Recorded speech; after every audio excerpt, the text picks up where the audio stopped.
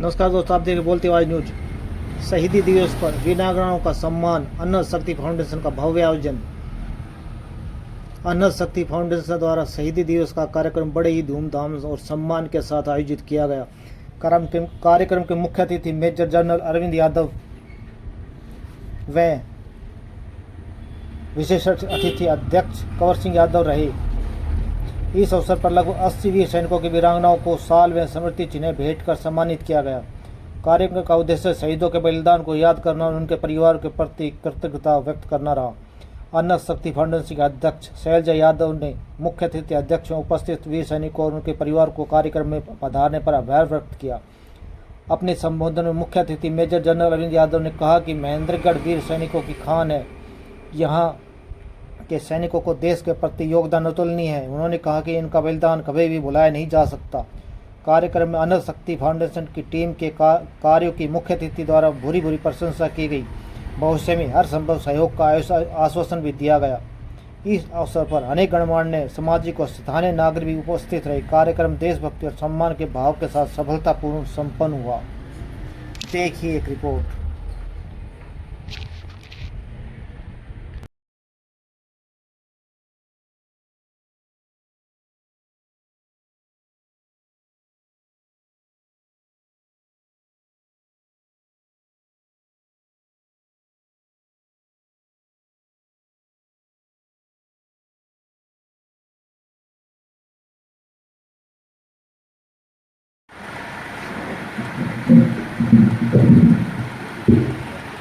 आज के इस कार्यक्रम में हमारे बीच में हमारे देश की आन बान और शान आदरणीय major general Arvind Yadav ji, ex serviceman league के प्रधान आदरणीय सूबेदार रामस्वरूप जी, सीपी यादव जी, अनहद ग्रुप के अध्यक्ष सभी सदस्यगण आदरणीय बहन शैलजा जी, यादव सभा के पूर्व प्रधान आदरणीय अंधेराम जी, हमारे साथी पूर्व सैनिक हाली गांव के सरपंच आदरणीय देशराज जी, राजकुमार जी खातून और इस देश के बहुत कर्णधार पूर्व सैनिक, हमारी आन बान और शान पूर्व सैनिक, उन शहीदों की आत्मा, उनके परिवार की वो वीरांगनाएं, बहनें, सभागार में उपस्थित सभी महानुभावगण, पत्रकार छायाकार बंधु, डीओ रिटायर्ड मुकेश जी, आज हमारे लिए बहुत ही सौभाग्य की बात है कि आज ऐसा महान व्यक्तित्व जिन्होंने देश की आन बान और शान के लिए 38 साल लगातार देश की रक्षा और सुरक्षा के लिए इस इलाके के नहीं देश का गौरव बढ़ाया। आज वो हमारे बीच में वो शख्सियत है। मैं महेंद्रगढ़ की पूरी जनता जनार्दन की ओर से, पूर्व सैनिकों की ओर से उनका बहुत बहुत आभार प्रकट करता हूँ, अभिनंदन करता हूँ, स्वागत करता हूँ। तो बहन शैलजा जी का और उनकी पूरी टीम का, अनहद ग्रुप का आभार प्रकट करता हूं कि आप समय समय पर उन शहीदों के सम्मान के लिए, पर्यावरण के लिए, आर्य समाज की गति को आगे बढ़ाने के लिए, अनेकों ऐसे समाज के हित में, भलाई में, कल्याण के लिए उन बहनों के लिए लगातार प्रयास कर रहे हैं। चाहे हवन की बात हो, चाहे योगा की बात हो, चाहे सत्संग की बात हो, से विचार की बात हो, आप हर कदम में आगे बढ़कर इस समाज को सुधारने के लिए, बच्चों को नई शिक्षा देने के लिए आप दिन और रात मेहनत कर रहे हैं। मैं आपको और आपकी पूरी टीम का आभार प्रकट करता हूं, धन्यवाद करता हूं। और विशेष तौर से उन बहनों को, उन वीरांगनाओं को आभार प्रकट करता हूं। आज वो शौर्य, वो शक्ति, वो महान पुरुष देश की रक्षा और सुरक्षा के लिए अपने प्राणों की आहुति दी, आज वो हमारे बीच में प्रत्यक्ष रूप से नहीं है, परंतु उनकी आत्मा, उनका मार्गदर्शन उनके परिवार के रूप में, उनके बच्चों के रूप में, उनके वीरांगनाओं के रूप में हमारे बीच में हैं। मैं उनको भी बहुत बहुत आभार प्रकट करता हूँ, प्रणाम करता हूँ। और विशेष तौर से हमने सुना था और देखा उन पूर्व सैनिकों के बीच में अपनी बात करने का अनेकों बार अवसर मिला है। कहते थे कि आवाज दो, हम एक हैं। उस वाक्य को साक्षात करने के लिए वास्तव में ही पूर्व सैनिकों के बीच में अनेकों बार अवसर मिला है। वास्तव में ही आपने अपनी जवानी में इस देश की रक्षा और सुरक्षा के लिए अपने बढ़ चढ़कर भाग लिया। आपने कभी यह महसूस नहीं किया आज गर्मी है, आज सर्दी है, अनेक विपरीत परिस्थितियों में भी आपने अपने प्राणों की बाजी लगाने का जो काम किया, आज उसी के कारण, आपकी उस ताकत के कारण, आपके उस शौर्य के कारण आज हम अपनी बात कहने के लिए आपके बीच में हैं। ये आप लोगों की तपस्या है। आप लोगों का मैं आभार प्रकट करना चाहता हूँ। और मैं आने मेजर साहब, जनरल साहब को बताना चाहता हूँ कि महेंद्रगढ़ वो धरा है, वो सैनिकों की भूमि है जिन्होंने देश की रक्षा और सुरक्षा के साथ साथ सामाजिक कामों में भी इन सैनिकों ने, पूर्व सैनिकों ने बढ़ चढ़कर भाग लिया है। संभालते हैं, ध्यान रखते हैं और इनके मान सम्मान के लिए, इनके आदर्शों को ध्यान में रखते हुए सरकार की ओर से भी लंबी मांग थी, महेंद्रगढ़ में भी एक शहीद स्मारक होना चाहिए। मैं सभी पूर्व सैनिकों का आभार प्रकट करता हूँ। माननीय अध्यक्ष जी का भी धन्यवाद करना चाहता हूँ। आपके कुशल नेतृत्व के कारण, आपके मार्गदर्शन में महेंद्रगढ़ के अंदर एक भव्य शहीद स्मारक का बनकर तैयार होने लग रहा है और बहुत जल्दी वो ऐसा महसूस आप करेंगे कि वास्तव में जो आपकी लंबी मांग थी उसको पूरा करने का काम तो आपका ही है, आपके नेतृत्व में है। हमारा तो थोड़ा बहुत सहयोग है। और इसके साथ साथ ही पाली की उस पूरी टीम का भी मैं धन्यवाद करना चाहता हूं कि उन्होंने भी बहुत बढ़ चढ़कर भाग लिया और पाली के अंदर भी सड़क के किनारे के ऊपर 3 एकड़ के अंदर अच्छा भव्य शहीद स्मारक की हमने फाउंडेशन रखी है। उन सभी सैनिकों का भी मैं दिल से, आत्मा से आभार प्रकट करना चाहता हूँ। महसूस करते हैं आपने देश की रक्षा की, सुरक्षा की और आने के बाद भी उसी भाव और उम्मीद, आशा और विश्वास के साथ इस इलाके के चहुमुखी विकास के लिए आप कोई कसर नहीं छोड़ रहे।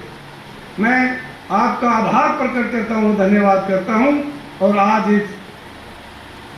इस सम्मान समारोह में हम उस बहनों का, उनका सम्मान करने के लिए आए हैं जिनके सिर से वो छाया, वो आत्मा, वो नेतृत्व देश की सुरक्षा और रक्षा के लिए अपने प्राणों की आहुति देकर आज वो हमारे बीच में नहीं हैं। उनको नमन करते हैं और प्रणाम करते हैं। हम सबकी नैतिक जिम्मेवारी बनती है, जिन्होंने हमारे देश की रक्षा और सुरक्षा की, वो आज हमारे बीच में नहीं है। हम उन बहनों को, वीरांगनाओं को, उन बच्चों को आगे बढ़ाने के लिए दिन और रात उनकी रक्षा और सुरक्षा में अपना सहयोग और समर्थन दें, ताकि वो महसूस ना कर सके कि हमारी देखभाल करने वाला नहीं है, हमारे सिर पर कोई हाथ रखने वाला नहीं है। ये पूरा समाज एक जाति का नहीं है और सैनिक की कोई जाति नहीं होती है। ये बहादुर नौजवान, ये पूर्व सैनिक आपके सामने हैं। एक आवाज के ऊपर कोई समय नहीं लगाएंगे। ये आपके साथ कंधे से कंधा मिलाकर आपके ऊपर छाया के रूप में दिन और रात आपके पास खड़े हैं। और राजनीतिक दृष्टि से हम भी आपसे कहीं दूर नहीं हैं। मैं हरियाणा के लोकप्रिय मुख्यमंत्री आदरणीय नायब सिंह जी का भी धन्यवाद करता हूं। समय समय पर चर्चा करते हैं। उन पूर्व सैनिकों का, उन वीरांगनाओं का भी आप विशेष ध्यान रखें। उनकी कोई कठिनाई हो, उनकी कोई मांग हो, उनका कोई विचार हो तो वो सरकार तक पहुंचाना आप लोगों की जिम्मेवारी हो। और इसके साथ साथ हिंदुस्तान के लोकप्रिय प्रधानमंत्री आदरणीय नरेंद्र मोदी जी का भी आभार प्रकट करना चाहता हूं। और वह आभार इसलिए प्रकट करना चाहता हूं कि उन्होंने आपकी बात को आगे बढ़ाने के लिए आपको विचार जो आपने दिया था, पहली दफा जब प्रधानमंत्री की तैयारी थी उस समय मुझे याद है रेवाड़ी के अंदर पूर्व सैनिकों की बड़ी रैली थी और आप लोगों ने बढ़ चढ़कर भाग लिया और वो आवाज दी और उस आवाज के कारण तीसरी बार केंद्र के अंदर और प्रदेश के अंदर भारतीय जनता पार्टी की सरकार बनी। और उस सरकार के माध्यम से हम चाहते हैं उन पूर्व सैनिकों का और सैनिकों का कल्याण कैसे हो, भलाई कैसे हो, उन परिवारों को आगे बढ़ाने के लिए सरकार कौन कौन सी सुविधा प्रदान करे, उस बात की चिंता और चिंतन दिन और रात लगातार करते हैं। आज मैं इतना ही कहते हुए आप सबकी ओर से आदरणीय मेजर जनरल अरविंद जी का दिल से मन से आभार प्रकट करता हूं और आप सबकी ओर से भी उनका बहुत बहुत अभिनंदन और स्वागत करता हूं। इन्हीं शब्दों के साथ आप सबका बहुत बहुत धन्यवाद। हमारी केयर का कोई हकदार है तो ये लोग हैं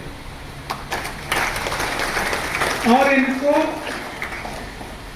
इनको किसी बड़ी चीज की जरूरत नहीं है, सिर्फ हम इन्हें याद रखें, अपने परिवार का हिस्सा बनाएं और वक्त बेवक्त हम ये ध्यान दें कि इनका जीवन यापन ठीक है, कोई किसी तरह की तकलीफ नहीं है, ताकि उनको ये महसूस ना हो कि भाई वो जो चला गया वो होता तो ये हो जाता, कोई बात नहीं, वो नहीं है तो हम हैं।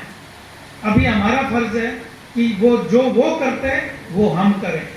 अनाथ फाउंडेशन कर रही है, हमें इंडिविजुअली भी करना चाहिए, अपने तरीके पे भी करना चाहिए।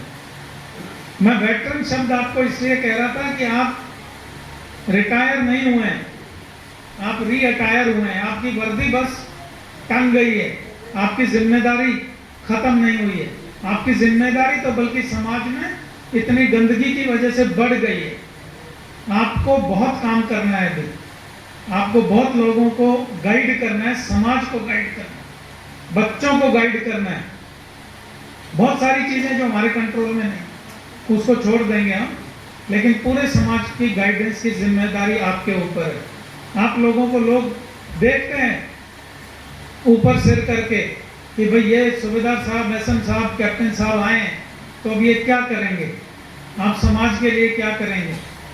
तो आपके ऊपर जिम्मेदारी ज़्यादा है, कम नहीं है। तो आप बूढ़े नहीं हुए, आप वेटरन नहीं हुए, आप रिटायर नहीं हुए, आपके पास जिम्मेदारी उतनी है, शायद ज़्यादा है। पहले यूनिट की जिम्मेदारी थी, अब समाज की जिम्मेदारी, और उसके लिए आपको पूरे हिंदुस्तान का बोझ उठाने की जरूरत नहीं है। अपने गांव में, अपने इलाके में, अपने मोहल्ले में, अपनी तहसील में, अपने ज़िले में भी अगर आप अपना थोड़ा वक्त देंगे समाज को, वो बहुत कीमती वक्त होगा। स्कूल में बच्चों से आप जाके बात करेंगे, गांव में हमारे यहाँ इतनी कुप्रथाएं हैं, उन कुप्रथाओं पर अगर आप ध्यान देंगे, शादियों में हमारे इतना नुकसान होता है लोगों का, कितना पैसा हम बर्बाद करते हैं। दहेज की प्रथा है, किसी के यहाँ कोई गुजर जाए तो उसका तेल निकल जाता है लोगों को खाना वाना खिलाने में और बाकी कार्यक्रम करने में। तो एक अच्छे समाज के निर्माण में आपकी बहुत बड़ी भूमिका है और आप उस सीनियर लेवल पर अभी हैं जिनकी बात लोग मानेंगे। तो आप अपना फर्ज निभाएं, सब मिलके रहें, एक परिवार बनाएं। 5-6 महीने बाद शायद मैं भी आके आपके परिवार का हिस्सा बनूं इधर, फिर देखेंगे कि और आगे इसको कैसे ले जाया जाए। हमारे अपने जो लोग हैं, खासकर जो विडोज हैं या बहुत पुराने लोग हैं, उनकी भी बहुत समस्याएं हैं, उनकी पेंशन की समस्याएं हैं। ये स्पर्श नाम का जो प्राणी है, इसने बहुत लोगों की जान खा रखी है। तो हमारा काम है, अगर कोई हेड क्लर्क साहब रिटायर हुए हैं, कोई रिकॉर्ड्स में नौकरी करके रिटायर हुए हैं, वो आगे आएं और लोगों को गाइड करें कि भाई बता क्या तेरी दिक्कत है, चलो एक चिट्ठी रिकॉर्ड अफसर को लिखते हैं। जब तक हम बैठे हैं आप हमें लिखिए, हमें बताइए, हम मदद करेंगे। मैं इस मन से एक बार विधायक जी को भी रिक्वेस्ट करना चाहूँगा कि डिस्ट्रिक्ट सोल्जर बोर्ड जो नारनौल में बना उनको हुकुम करके और हम अपने इलाके में कम से कम नारनौल महेंद्रगढ़ में आर्टिलरी का, कुमाऊं रेजिमेंट का और उन यूनिटों का जहाँ से अधिकतर लोग मेरे हिसाब से आर्टिलरी और कुमाऊं में, बाकी आर्म्स में और सर्विसेज में थोड़े कम लोग हैं, तो उनके रिकॉर्ड से अगर हम बुला के और इन 2 शहरों में एक कैंप लगवाएं, जो पिछली बार मैं बता के भी गया था, मैं उस पर काम कर रहा हूं। तो अगर डिस्ट्रिक्ट सोल्जर बोर्ड को विधायक साहब साथ में लें, बाकी काम मैं कराऊंगा, तो मिलकर एक कार्रवाई करते हैं ताकि लोगों को उनकी तकलीफ दूर हो। बड़े किस्मत की बात है कि हमें इस अहिरवाल की मिट्टी में जन्म लेने का मौका मिला। जो 13 कुमाऊं की चार्ली कंपनी में रेजांगला ने किया, वो आज तक दुनिया में कोई फौज कर नहीं पाई और ना ही कर पाएगी। मुझे इतनी खुशी है कि महेंद्रगढ़ में इतना शानदार एक रेजांगला का स्मारक बन रहा है। एक बार वो बन जाता है, फिर उसका सदुपयोग हम सब मिलकर करेंगे। और अभी मुझे विधायक जी ने बताया भी कि और भी 2-3 प्रोजेक्ट हैं जहां हम इस तरह के स्मारक बनाएंगे। स्मारक बनाएंगे तो उस स्मारक का इस्तेमाल भी करेंगे ताकि हमारे लड़के मोटिवेट हों, फौज में जाएं। अगर हम फौजियों का ख्याल नहीं रखेंगे, रिटायर्ड लोगों का ख्याल नहीं रखेंगे, माताओं बहनों का ख्याल नहीं रखेंगे, तो लोग जाना बंद कर देंगे। और हमारा इलाका तो सदियों से सेना का इलाका रहा है। ऐसे हालात थे कि हमारी जमीन से कुछ ज्यादा पैदा होता नहीं था, पानी था नहीं, तो घर घर से, एक घर से 2-2, 3-3, 4-4 लोग जो है वो सेना में या पुलिस में या सीआरपीएफ में या बीएसएफ में कहीं ना कहीं नौकरी पे थे, तभी जीवन यापन होता था। और वो तो यूनिट में बड़ी अच्छी कार्रवाई करते थे, लेकिन पूरे घर को हमारी माताएं और बहनें किस हिसाब से चलाती थी, ये भी एक सोचने की बात है। समाज के लिए करने का वक्त अभी है, अभी गिविंग टाइम है। मैं हमेशा सबको ये कहता हूँ कि अब हमने 38 साल कर लिए, वापस आके समाज ने बहुत दिया, अब हमें वापस समाज को देना है। इतना सा काम भी समाज के लिए बहुत बड़ा होता है। उसके लिए सबसे जरूरी है खुद को संगठित करना, अनाथ फाउंडेशन जैसी संस्थाओं के साथ जुड़ना जो हमें राह दिखा सकती हैं कि करना क्या है। और फिर इतनी तो हमारे अंदर है कि हम रिटायर्ड फौजी होके बहुत काम तरीके से कर सकते हैं जो बाकी लोग नहीं कर सकते हैं। अपने अपने गांव में, अपने अपने मोहल्ले में कृपया ध्यान दें कि हमारी जितनी भी विडोज हैं, चाहे वो वीर नारी हों जिनके लोग लड़ाई में शहीद हुए, इसके अलावा भी हमारे पास बहुत सारी विडोज हैं जो लोग लड़ाई की बजाय एक्सीडेंट्स में, बाकी किसी चीज़ में, ट्रेनिंग के दौरान शहीद हुए। उनको ढूंढना और उनकी मदद करना हमारा बहुत बड़ा फर्ज है, क्योंकि उनका ध्यान कोई नहीं रखता है। या कुछ ऐसी विडोज हैं जिनके हस्बैंड रिटायरमेंट के बाद नहीं रहे, उनका भी ध्यान रखना हमारा फर्ज बनता है। और ऐसी बहुत लंबी लिस्ट है। एक और इसमें कैटेगरी आती है जो हमारे विशिष्ट सोल्जर हैं, डिसेबल्ड सोल्जर हैं, जिन्होंने देश के लिए सर्विस में रहते हुए, सर्विस के बाद अपना कोई अंग खो दिया है। उनके लिए जीवन यापन करना बहुत मुश्किल हो जाता है। तो आप आइडेंटिफाई करें, लिस्ट बनाएं, हमसे बातचीत करें, हम देखेंगे कि वो सोल्जर जो अपना ख्याल खुद नहीं रख सकते, उनका ख्याल हम रखेंगे। इस तरह से एक परिवार बन के परिवार का ख्याल करेंगे और समाज को साथ लेकर चलेंगे। थोड़ा सा दिल्ली से आना जाना और समय लगाना इस लेवल पे दिक्कत हो जाती है, अदरवाइज वक्त की कभी कोई कमी नहीं रहती है। और मैं वादा करता हूँ आपको, जब इलाका बोलेगा हम आपके बोलने से पहले खड़े होंगे और उतना काम करेंगे जिससे जो कि आपके कहने से ज़्यादा होगा। ये मेरा आपको वादा है। आपने यहाँ बुलाया, इतनी इज्जत दी, मेरे को नहीं लगता इससे ज़्यादा इज्जत कभी हमें मिली होगी। हमारे इलाके में बहुत टैलेंट है, हमारे बच्चों में बहुत टैलेंट है। कमी है उनको गाइडेंस की, उनको कोई पकड़ के सिखाने वाला नहीं है, दिखाने वाला नहीं है। वो कार्रवाई भी हमें करनी है। मैं आज इधर खड़ा हूँ, इस रैंक पे पहुँच गया हूँ, मैं भी गांव के स्कूल में तख्ती लेके जाता था। मेरे पिताजी प्रोफेसर थे, उन्होंने कान पकड़ के रास्ता दिखाया, मैं यहाँ पहुँच गया। अगर वो कान पकड़ के रास्ता नहीं दिखाते तो मैं भी 11, 12, 13 कुमां में सुबेदार मेजर रिटायर होकर आपके साथ बैठा होता। तो ये रास्ता दिखाना बहुत ज़रूरी है और वो सबसे ज़्यादा हमारी जिम्मेदारी बनती है। आप देखिए, बच्चों से बात करिए, आपको पता चलेगा कितना टैलेंट है हमारे बच्चों में। ये तो अभी पिछले 15-20 साल में अहिरवाल के इलाके में एक अलग जगह है एजुकेशन की, जिससे कि हमारे बच्चों को बढ़िया बढ़िया स्कूल, यदुवंशी और बाकी बहुत सारे संस्थान मिले हैं जहां वो लोग अपनी प्रतिभा दिखा रहे हैं, खासकर हमारी बच्चियां। तो टैलेंट की कोई कमी नहीं है, कमी है गाइडेंस की, और वो गाइडेंस हमें देनी है और किसी को नहीं देनी। मैं आपको बताता हूँ, गांव के अंदर अगर 10-20 रिटायर्ड फौजी हैं, उनसे ज़्यादा पढ़े लिखे, ज़हीन और गाइडेंस देने वाले आदमी आपको और नहीं मिलेंगे। क्योंकि बहुत जनता तो ऐसी है जो गांव छोड़ के गुड़गांव, दिल्ली, जयपुर जाके बस गई है, तो वो तो अवेलेबल ही नहीं है आपको, वो तो है ही नहीं गाइडेंस देने के लिए। कौन है? आप लोग ही जो यहाँ आकर बैठे हैं, जिन्होंने 25-25, 30-30 साल सर्विस में लगा दिए और जिनको अपनी सर्विस पे नाज है। मैं भी एसएम साहब से मिला था, उन्होंने छाती खोल के दिखाई जहाँ गोली लगी है। ये हमारा कैरेक्टर है। तो आप सबको मेरी तरफ से सलूट है, बहुत बहुत धन्यवाद, आपने यह मौका दिया। आपको प्रणाम है कि आपने इतना बड़ा बलिदान दिया और उस बलिदान को आप निभा रहे हैं। धन्यवाद। जय हिंद।